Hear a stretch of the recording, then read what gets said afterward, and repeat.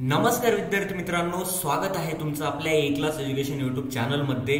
तर विद्यार्थी मित्रांनो, आपण एमसीक्यू सिरीज बघत आहोत। हा एमसीक्यू सिरीजचा आपला हा तिसरा पार्ट आहे। दोन पार्टमध्ये आपण खूप सारे एमसीक्यू बघितलेले आहेत। ते जर व्हिडिओ तुम्ही जर बघितलेले नसेल तर त्याची लिंक ह्या व्हिडिओच्या डिस्क्रिप्शन बॉक्समध्ये दिलेली आहे।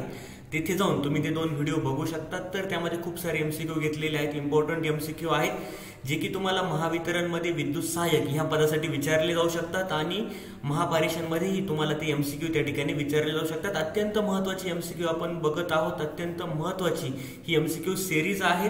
तर आपला हा तिसरा पार्ट आहे त्यातील। तर विद्यार्थी मित्रांनो, आता आपण स्टार्ट करूयात। बघा, क्वेश्चन क्रमांक फर्स्ट, औद्योगिक वापरात जास्त करून 3 फेज मोटरचाच उपयोग का केला जातो? ओके, त्याची कार्यक्षमता चांगली असते, इफिशियन्सी चांगली असते, त्यानंतर लोडवरती टॉर्क चांगला असतो। जास्त प्रमाणात आपण लोड दिला तर तिचा टॉर्क त्या ठिकाणी कमी होत नाही, टॉर्क हा चांगला असतो। आपला टॉर्क कशावरती डिपेंड असतो? मेनली आपला सप्लाय व्होल्टेजवरती टॉर्क हा त्या ठिकाणी डिपेंड असतो। तिची रचना काय असते? साधी असते, मजबूत मोटर असते ती, त्यानंतर दुरुस्ती खर्च कमी असतो आणि स्वस्त असते। म्हणजे आपला ऑप्शन क्रमांक डी या ठिकाणी काय आहेत? करेक्ट आहेत। आता 3 फेज इंडक्शन मोटर तुम्हाला डीप मध्ये समजून घेणं फार गरजेचं आहे। त्यावरती खूप सारे क्वेश्चन्स पडू शकतात। आपण तर खूप सारे क्वेश्चन बघणार आहोतच, पण इंडक्शन मोटर मेनली वर्किंग कसं करते, तिचं वर्किंग प्रिन्सिपल काय आहेत, कोणत्या लॉ नुसार ती वर्क करत असते, ओके, 3 फेज सप्लायवरती ती वर्क करतच असते, तर कशी वर्किंग करते, त्यानंतर त्यावरती खूप सारे न्यूमरिकल पेपरला विचारले जातात। तर ते पण न्यूमरिकल तुम्हाला बघायचे आहे, त्याचा पण अभ्यास तुम्हाला करायला लागणार आहे। त्यानंतर सिंक्रोनस स्पीड काय आहे, कोणत्या स्पीडने 3 फेज इंडक्शन मोटर आपली फिरत असते, ओके।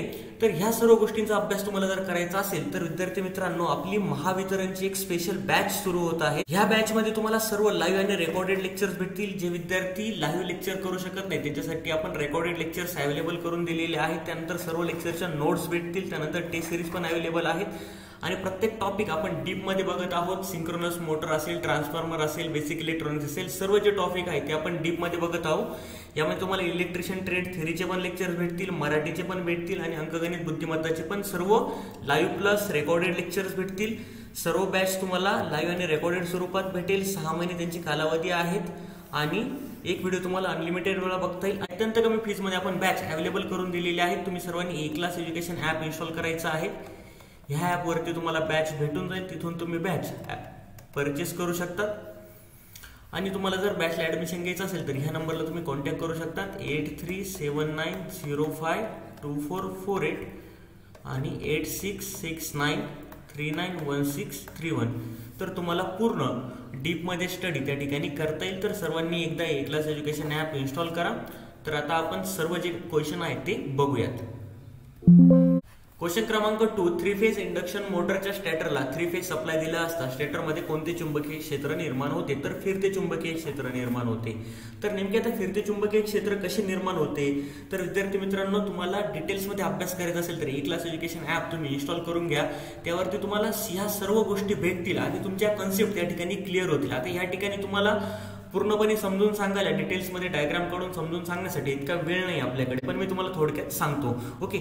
आपण 3 फेज इंडक्शन मोटरला 3 फेज सप्लाय देतो, आर वाय बी, ओके। आता आर वाय आणि बी हे 3 सप्लाय आपण देतो, ओके। सुरुवातीला आर हा सप्लाय काय असतो या ठिकाणी दिल्यानंतर हा हाय मॅग्नेटिक फील्ड तयार करतो, ओके। आर हा सप्लाय आपण त्या ठिकाणी देतो त्यावेळेस काय होतं? मॅग्नेटिक फील्ड काय असते या ठिकाणी? हाय असते, ओके। त्यानंतर आर ची मॅग्नेटिक फील्ड कमी होत जाते तर वाय ची मॅग्नेटिक फील्ड वाढते, वाय ची मॅग्नेटिक फील्ड कमी होते, त्यानंतर बी ची मॅग्नेटिक फील्ड त्या ठिकाणी काय असते? वाढते। तर त्यामुळे या ठिकाणी काय होतं? रोटेटिंग मॅग्नेटिक फील्ड तयार होते। आता फिरते चुंबकीय क्षेत्र म्हणजे काय? फिरते चुंबकीय क्षेत्र म्हणजे काय? किंमत एकच परंतु दिशा सतत बदलणारे चुंबकीय क्षेत्र, ओके। तर 3 फेज आपण सप्लाय त्या ठिकाणी देत असतो, तर त्यामुळे या ठिकाणी काय होत असतं? फिरते चुंबकीय क्षेत्र त्यामुळे तयार होत असतं, म्हणजे रोटेटिंग मॅग्नेटिक फील्ड त्यामध्ये काय असते? तयार होत असते, ओके। बघा क्वेश्चन क्रमांक 4, 3 फेज मोटरच्या स्टॅटरला दिलेल्या 3 फेज पैकी कोणत्याही 2 फेजची आदला बदल करून सप्लाय दिल्यास काय होईल? तर मोटर फिरण्याची दिशा उलट होईल, ओके। तर मोटरला आपल्याला जर रिव्हर्स डायरेक्शननी फिरवायचं असेल तर कुठल्याही दोन फेजची आपण काय करतो, आदला बदल करतो, इंटरचेंज करतो. ओके. आता क्वेश्चन क्रमांक 5, कोणत्या नियमाच्या आधारे 3 फेज इंडक्शन मोटरचा रोटर हा स्टेटरच्या फिरत्या चुंबकीय क्षेत्राच्या दिशेने फिरतो. आता मेनली वर्किंग काय करत असते 3 फेज इंडक्शन मोटर. आता 3 फेज इंडक्शन मोटरचा हा आपला आहे स्टॅटर आणि हा आपला रोटर. आता आपण स्टॅटर वाइंडिंगला ज्यावेळेस सप्लाय देतो, सप्लाय दिल्यानंतर याच्यामध्ये रोटेटिंग मॅग्नेटिक फील्ड तयार होते, कारण की 3 फेज आपण सप्लाय देतो, एसी सप्लाय देतो, त्यामुळे ह्या स्टॅटरमध्ये काय होते, रोटेटिंग मॅग्नेटिक फील्ड तयार होते. रोटेटिंग मॅग्नेटिक फील्ड तयार झाल्यामुळे हा इथे आपण आतमध्ये रोटर ठेवतो, तर रोटर काय करतो, ह्या रोटेटिंग मॅग्नेटिक फील्डला कट करतो आणि याच्यामध्येही काय होते, रोटरमध्ये ही मॅग्नेटिक फील्ड तयार होते. रोटरमध्ये EMF प्रोड्यूस तयार होते. ओके. EMF प्रोड्यूस झाल्यामुळे यामध्ये काय होतं, करंट फ्लो होऊ लागतो. ओके. तर हा स्वतःचीच एक मॅग्नेटिक फील्ड बनवतो. रोटर काय होतं, हा स्वतःचीच एक मॅग्नेटिक फील्ड बनवतो आणि तो ह्या स्टॅटरच्या मॅग्नेटिक फील्डला काय करतो, अपोज करतो. तर हा काय करतो, या स्टॅटरच्या मॅग्नेटिक फील्डला अपोज करतो आणि तो त्या ठिकाणी फिरू लागतो. तो सिंक्रोनस स्पीडपेक्षा कमी स्पीडने त्या ठिकाणी फिरू लागतो. ओके. तर यालाच काय म्हणतात, लेन्झ लॉ.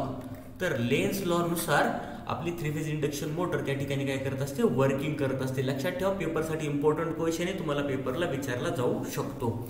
ओके. इंडक्शन मोटरी नेहमी कोणत्या स्पीडने फिरतात, तर इंडक्शन मोटरी नेहमी सिंक्रोनस स्पीडपेक्षा कमी स्पीडने फिरतात. आता सिंक्रोनस स्पीड म्हणजे काय, ज्यावेळेस आपला हा स्टॅटर आहे, स्टॅटरच्या वाइंडिंगला ज्यावेळेस आपण सप्लाय देतो. ओके. स्टॅटरच्या वाइंडिंगला ज्यावेळेस आपण सप्लाय देतो, ओके, मोटरच्या स्टेटरला आपण ज्यावेळेस 3 फेज सप्लाय त्या ठिकाणी प्रोव्हाइड करत असतो, RYB. ओके. तर त्यामुळे काय होतं असतं, स्टेटरमध्ये निर्माण होणाऱ्या फिरत्या चुंबकीय क्षेत्राच्या वेगाला, याच्यामध्ये काय होतं, रोटेटिंग मॅग्नेटिक फील्ड तयार होते, तर फिरत्या चुंबकीय क्षेत्राच्या वेगाला सिंक्रोनस स्पीड असं म्हणतात. ओके.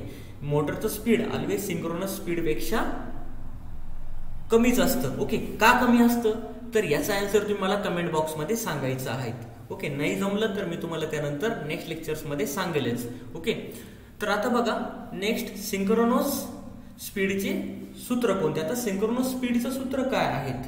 ओके. सिंक्रोनस स्पीडचं सूत्र काय आहेत, 120F/p. आता तुम्हाला पेपरमध्ये देतील सिंक्रोनस स्पीड फाइंड करा. आपली फ्रिक्वेन्सी 50 हर्ट्झ आहे, 120 आहे आणि 4 पोलची मोटर आहे, तर तिचं सिंक्रोनस स्पीड किती हे तुम्हाला पेपरमध्ये विचारलं जाऊ शकतं. ओके. आता सपोज बघा, असे क्वेश्चन्स तुम्हाला देतील पेपरमध्ये ते. आता सिंक्रोनस स्पीड काढा, तर फ्रिक्वेन्सी दिलेली आहेत 50 हर्ट्झ आणि किती पोलची मोटर आहेत, 6 पोल देतील या ठिकाणी. ओके. तर आता सिंक्रोनस स्पीड काढा. बघा आता कसं काढणार तुम्ही, 50 × 120 डिवाइड बाय 6, 6 × 6, 6 × 2 12. ओके. आणि या ठिकाणी काय होईल मग, 5 × 2 10, हे 2 0. ओके. तर काय 1000 RPM. दुसरा क्वेश्चन देतील तुम्हाला. आता 4 पोलची मोटर असल्यावरती किती होईल, 4 × 4, 4 × 3 12. ओके. 5 × 3 15, 2 0 1500 RPM. म्हणजे जेवढे पोल जास्त तर तेवढं सिंक्रोनस स्पीड त्या ठिकाणी काय असतं, कमी असतं. जेवढे पोल या ठिकाणी कमी तेवढं सिंक्रोनस स्पीड काय असतं, इंडक्शन मोटरच्या या ठिकाणी जास्त असतं. लक्षात ठेवा, तुम्हाला हा क्वेश्चन पेपरमध्ये विचारला शकतो, इम्पॉर्टंट क्वेश्चन्स आहेत. ओके. क्वेश्चन क्रमांक 1, स्टेटर स्पीड कोणत्या कोणत्या गोष्टींवरती अवलंबून असते. तर स्टेटर स्पीड हे पोलची संख्या. आता मी तुम्हाला सांगितलं बघा, पोलची संख्या जर जास्त असली तर स्पीड काय असते या ठिकाणी, कमी असतं. आता स्टेटर स्पीड म्हणजे काय आलं, सिंक्रोनस स्पीड 120F/p. बघा आता पोलची संख्या जर वाढली तर स्टेटरचं स्पीड काय होतं या ठिकाणी, कमी होतं. पोलची संख्या जर कमी, स्टेटरचं स्पीड काय होतं त्या ठिकाणी, वाढतं. आणि सप्लाय फ्रिक्वेन्सी म्हणजे आपला ऑप्शन क्रमांक काय येईल, डी करेक्ट येईल. ओके. त्यानंतर बघा, सिंक्रोनस स्पीड व रोटर स्पीड यांच्यामधील फरकास काय म्हणतात, तर स्लिप म्हणतात. लक्षात ठेवा, मोटर आपली कधीही सिंक्रोनस स्पीडने फिरत नाहीत. लक्षात ठेवा, सिंक्रोनस स्पीडपेक्षा कमी स्पीडने मोटर फिरते. तुम्ही बघितलं असेल तर मोटर वरती दिलेलं असतं 1500 RPM, 1000 RPM, 2000 RPM, 3000 RPM, पण तेवढ्या RPM नी मोटर आपली फिरत नाही. ओके. त्याच्यापेक्षा कमीच RPM नी आपली मोटर फिरत असते. ओके, तर त्यालाच आपण काय म्हणतो, स्लीप म्हणत असतो, त्यालाच आपण स्लीप म्हणत असतो. तुम्हाला हे सर्व डिटेल्समध्ये आपल्या लेक्चरला शिकायला भेटेल. तर विद्यार्थी मित्रांनो, तुम्ही सर्वांनी ए क्लास एज्युकेशन ॲप इन्स्टॉल करून घ्या. अत्यंत कमी फीजमध्ये बॅच आपण काय केलेली आहेत, अवेलेबल करून दिलेली आहेत. ओके, आणि तुम्ही ह्या नंबरला पण कॉन्टॅक्ट करू शकता 8379052448 अँड 8669391631. पूर्ण डिटेल्समध्ये बॅच त्या ठिकाणी तुम्हाला भेटेल, नोट्स पण भेटेल आणि अत्यंत कमी फीजमध्ये. ओके, त्यानंतर बघा क्वेश्चन क्रमांक 10. इंडक्शन मोटर चालू असताना प्रत्यक्षात मोटरीची स्लिप किती असते? 3 ते 5% असते. इंडक्शन मोटरचा टॉर्क कसा असतो? आता इंडक्शन मोटरचा जो टॉर्क आहे तर तो सप्लाय व्होल्टेजवरती तर डिपेंड असतो. व्होल्टेज वाढलं तर टॉर्क वाढतो, व्होल्टेज कमी झालं तर टॉर्क कमी होतो. ओके, तर रोटर रेजिस्टन्सच्या समप्रमाणात आणि रोटर इम्पिडन्सच्या व्यस्त प्रमाणात असतो. ओके, बघा क्वेश्चन क्रमांक 30. 3 फेज इंडक्शन मोटर चालू असताना सुरुवातीला कमी व्होल्टेजचा सप्लाय दिल्यास स्टार्टिंग टॉर्कवर काय परिणाम होईल? तर स्टार्टिंग टॉर्क हा कमी होईल. बघा, जितका सप्लाय आपण वाढवतो तर तितका टॉर्क त्या ठिकाणी वाढत जातो, लक्षात ठेवा.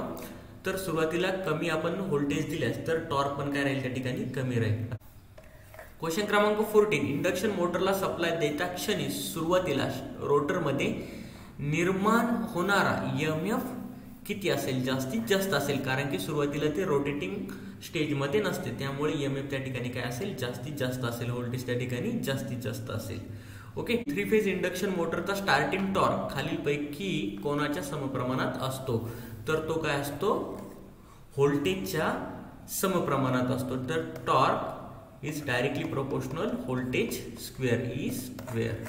ओके, लक्षात ठेवा, इम्पॉर्टंट आहेत, क्वेश्चन पेपरला विचारला जाऊ शकतो. तुमचं जसं जसं व्होल्टेज इन्क्रीज होईल, ओके, तसा तसा टॉर्क तुमचं त्या ठिकाणी इन्क्रीज होणार आहे. व्होल्टेज तसं जसं तुमचं डिक्रीज होईल, टॉर्क त्या ठिकाणी काय होणार आहे, डिक्रीज होणार आहे, लक्षात ठेवा.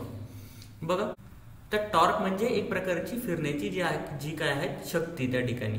ओके, आता बघा, ह्या टाईपची न्यूमेरिकल तुम्हाला पेपरला विचारले जाऊ शकतात. 3 फेज 400 व्होल्टच्या इंडक्शन मोटरचा टॉर्क 100 न्यूटन मीटर आहे. जर सप्लाय व्होल्टेज कमी करून 300 व्होल्टेज केला तर टॉर्क किती होईल? तर टॉर्क ऑब्विसली कमी होणार आहे. सप्लाय व्होल्टेजवरती टॉर्क हा त्या ठिकाणी डिपेंड असतो. ओके, तर आता बघा, सिंपल आहे, T1 divide by T2 and V1 square divide by V2 square.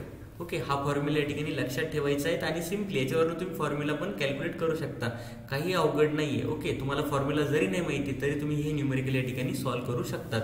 Okay, आता टॉर्क किती आहेत? सुरुवातीला आपला 100 आहेत, आपल्याला काय करायचं आहे, दुसरा टॉर्क काढायचा आहे T2. सप्लाय व्होल्टेज सुरुवातीला काय आहेत, 400. 400चं काय करायला लागेल या ठिकाणी आपल्याला, वर्ग, आणि त्यानंतर 300 आपण काय करायला लागेल या ठिकाणी, वर्ग करायला लागेल. ओके, तर 400चा वर्ग केल्यानंतर काय होईल या ठिकाणी आपला, आता मी या ठिकाणी तुम्हाला खाली सॉल्व्ह करून दाखवतो. ओके, आता या ठिकाणी काय दिलेलं आहे, 100 आणि आपला T2 या ठिकाणी 400चा वर्ग आणि 300चा वर्ग. ओके, 400चा जर तुम्ही वर्ग केला तर तो 400 गुणिले 400 तुम्हाला करायला लागेल. तर काय येईल, 400चा वर्ग 160,000 आणि 300चा जर तुम्ही वर्ग केला तर काय येईल, 90,000. Okay, 100 into T2. ओके, आता या ठिकाणी काय होईल, या ठिकाणी काय होईल, आता 100 इंटू काय होईल, 90,000 डिवाइड बाय काय होईल, आता हे या साईडला घेऊयात आपण.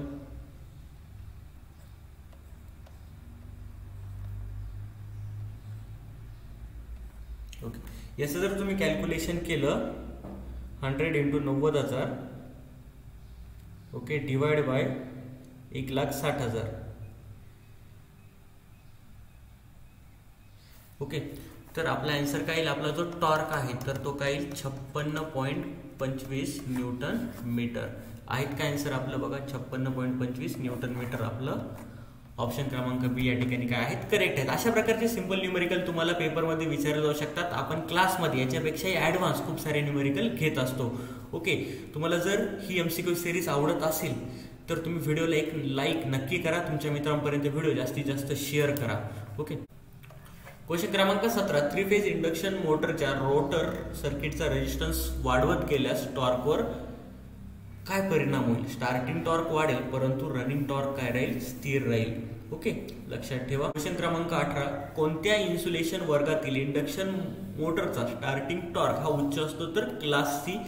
लक्षात ठेवा, फार इम्पॉर्टंट आहेत आणि तुम्हाला गुगलवरती पण ह्या सर्व गोष्टी भेटतील. ओके, क्लास ए इन्सुलेटिंग मटेरियल BCD ह्या ठिकाणी तुम्ही टाकायचं आहेत आणि त्या ठिकाणी तुम्ही चेक करू शकतात. ओके, क्वेश्चन क्रमांक 19, कोणत्या इन्सुलेशन वर्गातील इंडक्शन मोटरीची स्लिप जास्त असते? तर क्लास डी.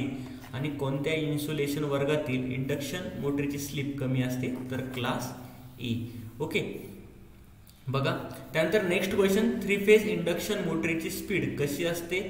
ओके, तर स्टेटर वाइंडिंगच्या एकूण पोलच्या व्यस्त प्रमाणात. आता तुम्हाला मी काय सांगितलेलं आहे बघा, आता 3 फेज इंडक्शन मोटरची स्पीड कशी असते? तर स्टेटर वाइंडिंगच्या एकूण पोलच्या व्यस्त प्रमाणात. आता आपण काय सांगितलं, सिंक्रोनस स्पीड काय आहे? 120 × F डिवाइड बाय P. आता पोलची संख्या जर वाढली तर स्पीड काय होतं, ऑटोमॅटिकली कमी होतं. म्हणजे काय असतं, व्यस्त प्रमाणातच झालं ना. ओके, तर NS = 1 डिवाइड बाय P. बघा, पोलची संख्या जर वाढली तर ह्या ठिकाणी काय होतं, स्पीड कमी होतं. पोलची संख्या जर कमी झाली त्या ठिकाणी स्पीड वाढतं. तर स्टेटर वाइंडिंगच्या एकूण पोलच्या व्यस्त प्रमाणात काय असते, 3 फेज इंडक्शन मोटरची स्पीड असते. लक्षात ठेवा. ओके, त्यानंतर क्वेश्चन क्रमांक 22, 3 फेज इंडक्शन मोटर चालू असताना त्याच्या 3 फेज सप्लायपैकी एक फेज ओपन झाल्यास काय होईल? तर मोटर त्याच स्पीडने काय राहील, फिरत राहील. ओके, बघा इथपर्यंत क्वेश्चन आपण बघितलेले आहेत. तर व्हिडिओ हा खूप मोठा होईल, यामुळे नेक्स्ट पार्ट आपण नेक्स्ट व्हिडिओमध्ये बघूयात. तुम्हाला जर व्हिडिओ आवडला असेल तर व्हिडिओला नक्की लाईक करा. सर्वांनी ए क्लास एज्युकेशन ॲप इन्स्टॉल करा. तुम्हाला जर व्हिडिओ आवडला असेल तर तुम्ही कमेंट करून सांगा. तर आपण ही सिरीज कंटिन्यू पुढे ठेवूयात. तर आपण भेटूयात नवीन व्हिडिओमध्ये. थँक्यू.